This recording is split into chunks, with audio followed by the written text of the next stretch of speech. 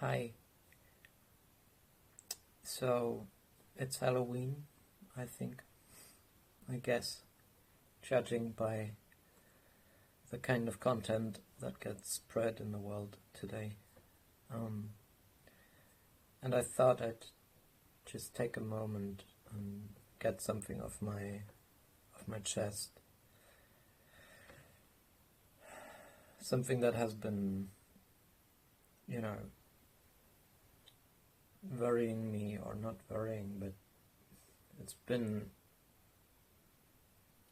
it's just something that ever since I got a better sense of the realities involved, I just couldn't dismiss anymore. Something that is related to Halloween, and something that is equally related to the genocide we've been watching for now more than a year in Gaza, and expanded to the West Bank and to Lebanon and so on and so forth. So what is it that I want to speak of is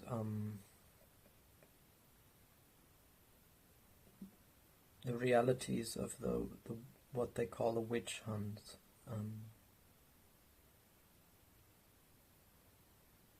So first of all, why am I bringing this up? Because on one hand, there is a rather disturbing relationship between the place where I live now and that process of witch hunts, because the village that we belong to, basically the next village over, has a tiny little sticker on their on the sign that has the name of the place, and this tiny little sticker is one of those witch merchandises, if you like. It's that iconic image of a witch on a broomstick. And why do they have it there? Well, because perhaps until the Second World War, when one of the worst battles towards the end of the war went right through this region, right through this landscape, and through these villages. Perhaps the most extraordinary historical incident that is remembered to this day in that village is that they had a burning of a witch. They are not really a witch, I suppose, but they burned a woman who they deemed to be a witch. And rather than thinking of that as an utterly horrific and horrible occurrence of that same eugenic monoculture that since metastasized into, colonialism and National Socialism and all of these isms and schisms, and now National Zionism as well, or Zionism in its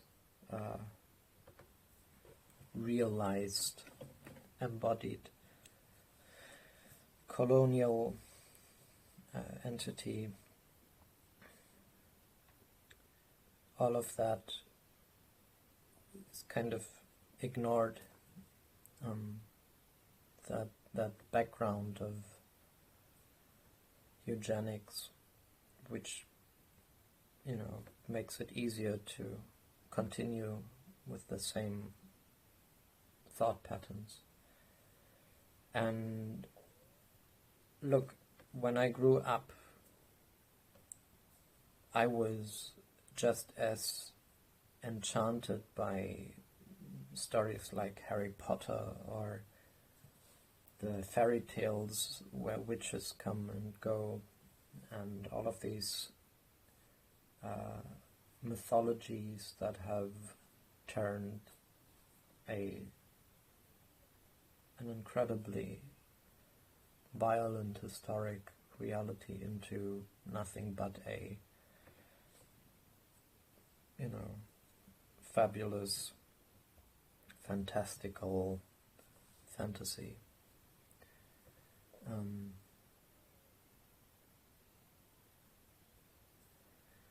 And subsequently I did, when I did do Halloween parties with my friends as a child, which back then was rather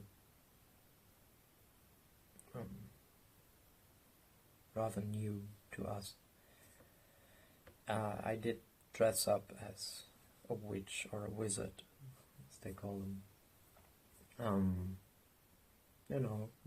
Without any sense of what it was that we were celebrating. And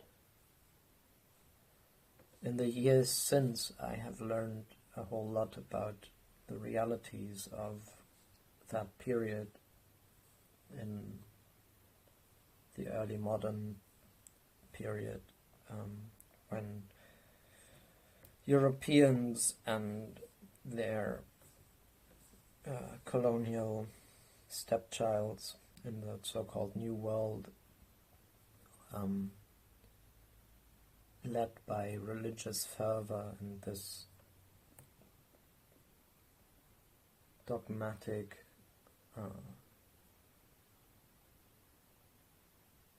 imperial structure of the church, that gave them the manifest destiny,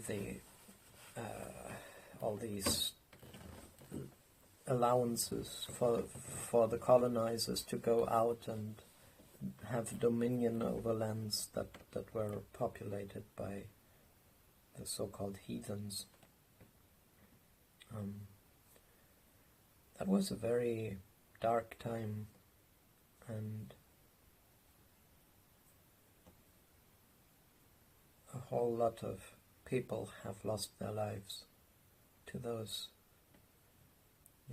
inquisitions and these practices of that religious monoculture of monotheism and patriarchy that was hell-bent on eradicating anything that would even stand a chance of presenting a different perspective on the world, different view on life, a different sense of relating to our more than human kin. And on one hand, I think it's important to kind of remember respectfully those traditions of old that, were the target of these attacks. So the rhizomatic bodies of knowledge that, were passed from generation to generation, and oral traditions of herbalists and people who tended to the relations. And I could go on into a whole other conversation, a whole other discussion on the terminology of witches, or in German Hexen, and where that comes from and how that relates to the hedges and to so many important things, to me important things. but I will spare you that. And I just put an emphasis on the fact that, in a way, this was a genocide as well. This was the targeted elimination of parts of the population that were considered a threat to society, a threat to the orthodox order of things. And the kind of violence that was disrupting, the social web at the time. I don't know if it had a precedence,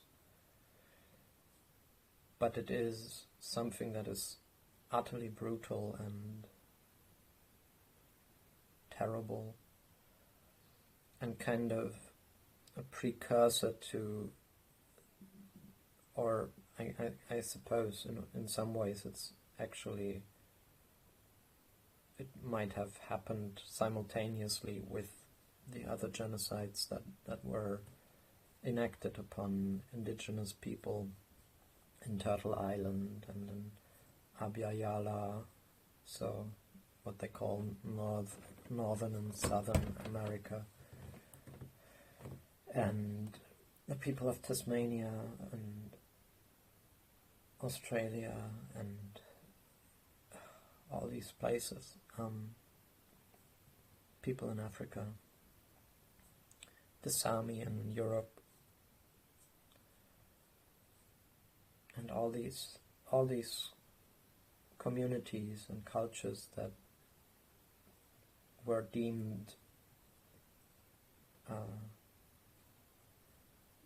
unworthy by the supremacy of this eugenic European craze. And most of that is kind of, some of it is understood and known to people. Like, I guess most people understand that the settling of the so-called New World went hand in hand with the eradication of that very, very, very old world that was present in those places.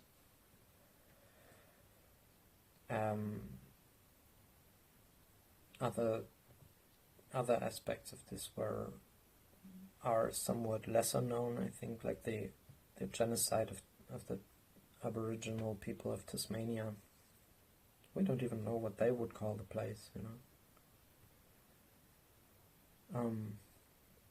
and of course, these genocides happened before the 20th century, before the concept, the word of genocide was created. So there is little chance for these things to be recognized as such at the time. Retrospectively, we should be wiser. We should realize that all of these processes are expressions of the same deadly mindset that perhaps is most epitomized by what the Nazis did in the Holocaust, where they not only exterminated 6 million Jewish people, but on top of that, a whole other 11 million or even 17 million other people that they deemed worthless, and their entire worldview is created on that basis of eugenics, of the idea that there are races and some of them are inherently better than others and all of that nonsense.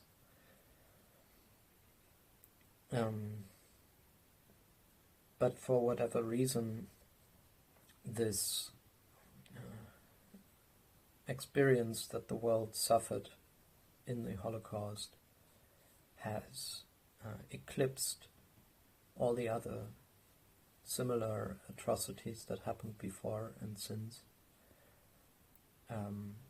Here in Germany there seems to be an effort to place especially the extermination of the Jewish people as something that is out of history. It's outside of all the connections. All context is eradicated. It's all just that brutality on its own. They think it's a singularity of sorts, and yeah, I think that's unwise. I think it's better to realize the context and the preconditions for that, and the continuities both with the colonial projects that came before and those that came after, to realize that,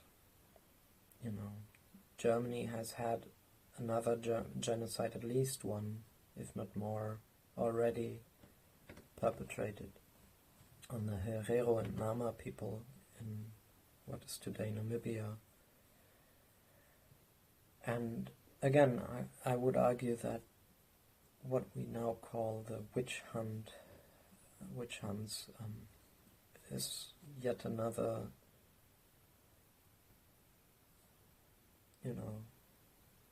another expression of genocide.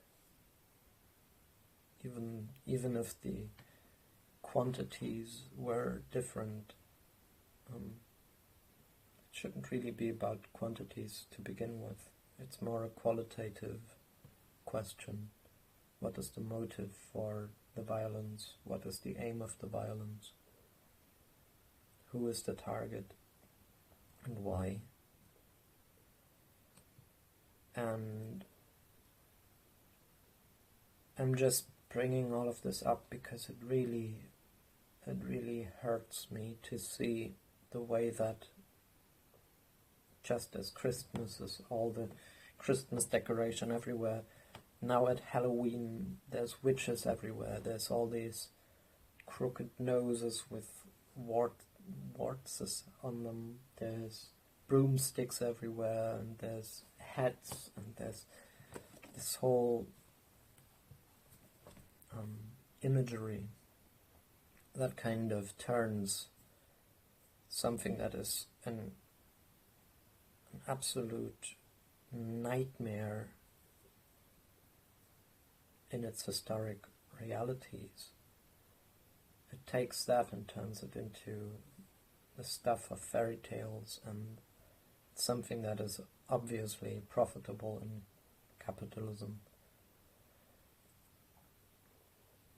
Just go take a visit to the Brocken, to that mountain in Germany where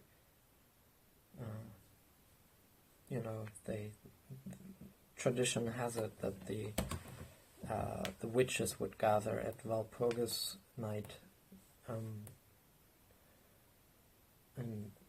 there's a full display of that kind of fantasy. And I think it is absolutely ignorant and disrespectful to those who actually were victimized by these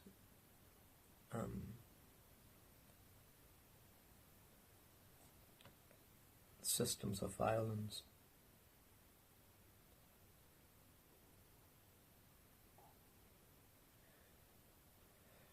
Yeah, and the bitter truth is that all of the gory and gruesome decorations of this year's Halloween, just as last year, are just drowned out by the stream of images and videos that come from the ground in Gaza.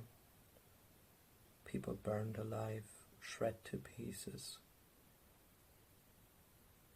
And I understand why it's so many people, when they speak of this, focusing on the children that get killed and hurt and maimed and brutalized, because they are, of course, the most innocent of victims.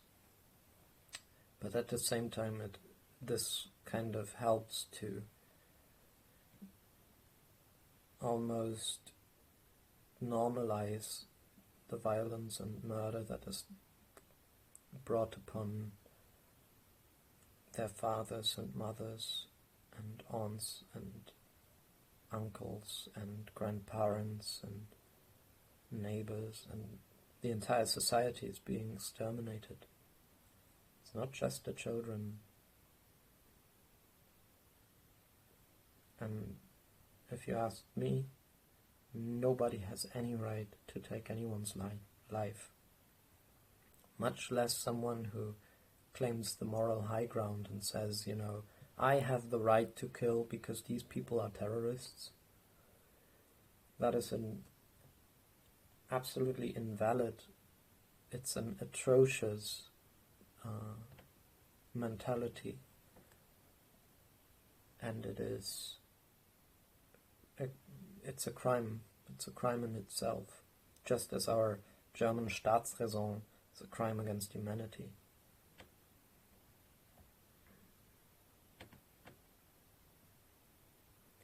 So yeah, I wish we wouldn't live in a world where this was the daily, day-to-day reality, the horrors of Congo, of Sudan, so many other places, but most brutally and viciously and in our face, the extermination of Palestinians. How can this go on? How can people do this? And how have other people, those who find it in them to rationalize and justify this? Don't they have children? Don't they have families? Haven't they gone to schools or to museums, to universities, to bakeries, to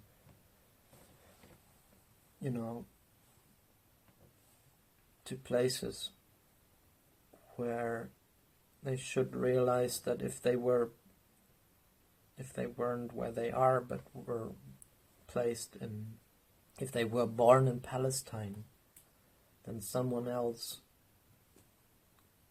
could decide, for whatever reason, that they had the right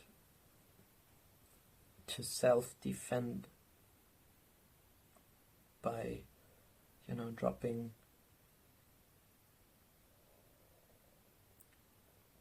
multiples of the bombs that were dropped on Hiroshima, Nagasaki, London, Dresden and Hamburg together. Multiples of that. Having that dropped on one's world just because someone else decides that they have the right to. No one has any right to do anything like that. Never had and never have. Never will have. So yeah, I don't know if anyone actually listens to my my thoughts here. But if anyone does, I just hope that perhaps you'll see this celebration of witchcraft and of the fables and the fairy tales with another point of view, I mean, not even to go into all the rest of all those horribly offensive costumes and stuff. I could go on with, how as I grew up, also dressed as an Indian, of course, not knowing anything about it other than what I was told. And I think if one is brought up in a society where these things are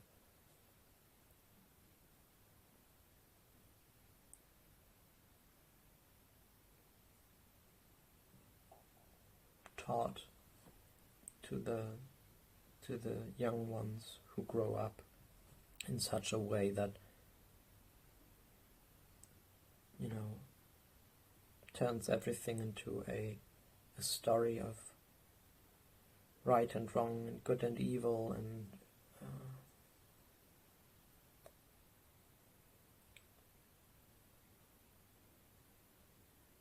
takes away the realities. It is very easy to grow into a society where the same kinds of tropes and stories can be utilized to enact the same kinds of horrors on other people.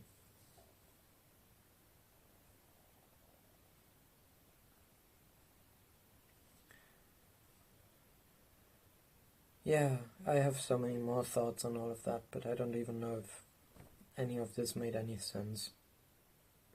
I have a feeling that I was, beginning sentences in one place and ending them in a completely different one. Just know that every time that I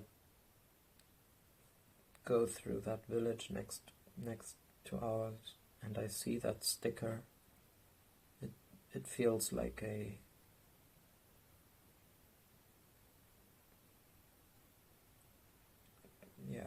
punch in the gut. That not only did this village at some place a couple hundred years ago have it in them to single out someone from within their community that they, for whatever reason, thought was a witch, not just cast them out, but actually burn them. Not only that did they do that back then, but the fact that now the memory of that is manifest in such a symbol that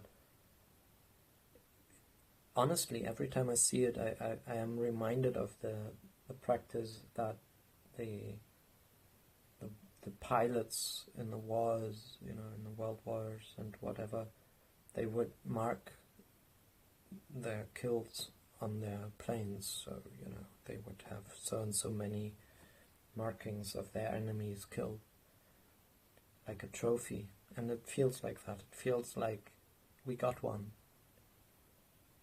We have a trophy. And I don't think that this has ever been truly recognized and reconciled and healed in any meaningful way. Maybe there has been too much trauma since. There's never been a time when any of this could actually be healed, because it was only just more trauma on top of what was there before.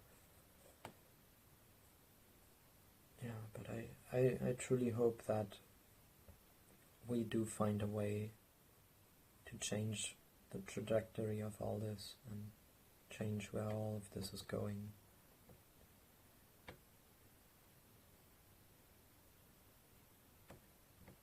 And if you know anything of what I'm sharing here, what I'm doing, all of this stuff with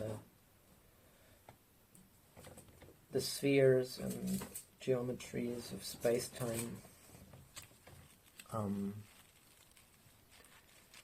then you would possibly know that I hold it to be the case that much of these systems of thought and modes of mentalities that manifest in these murderous monocultures have their origin, in fact, indeed, in geometry, in a mistaken geometry, in a mistaken identification of self and other that arises from that mistaken geometry, which is why I tend to these matters and why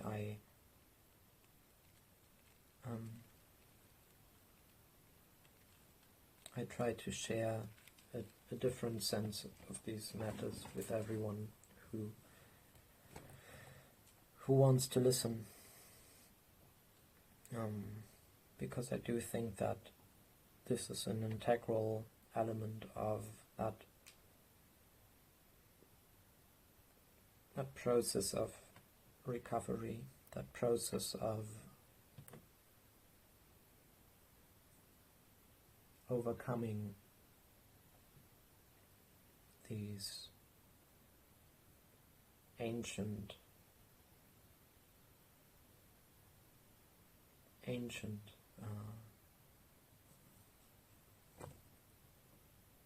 constructs that keep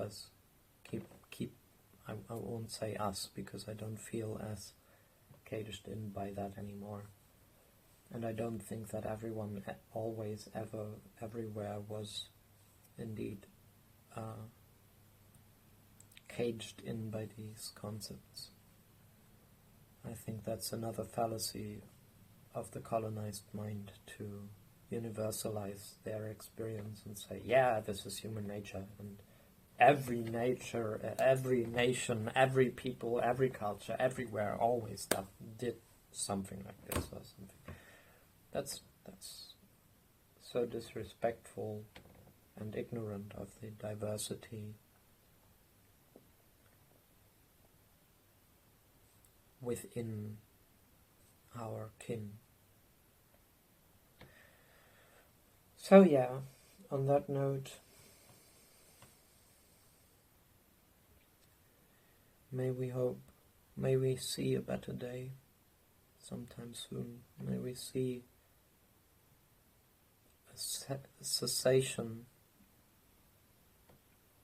of the colonial empire. May we see a dismantling and decomposing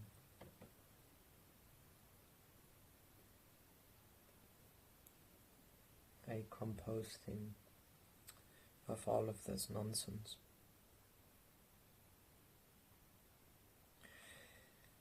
Yeah.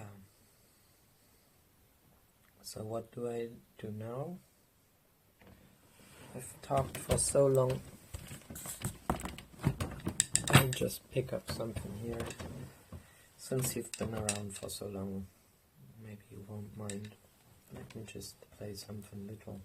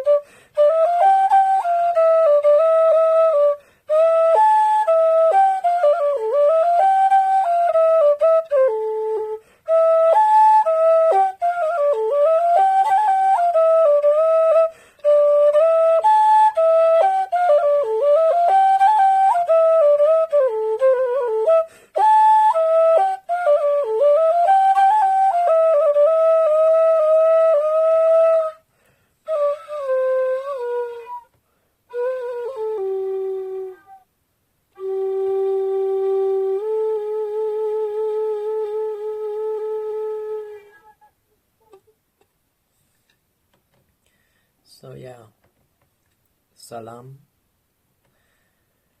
peace be upon the world, free kinship Earth, from Palestine to Turtle Island, from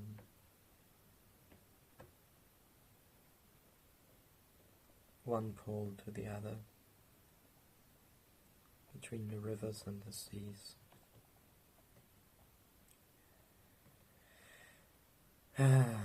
Freedom, liberation and solidarity. May we collectively move into an age of recovery. Salam.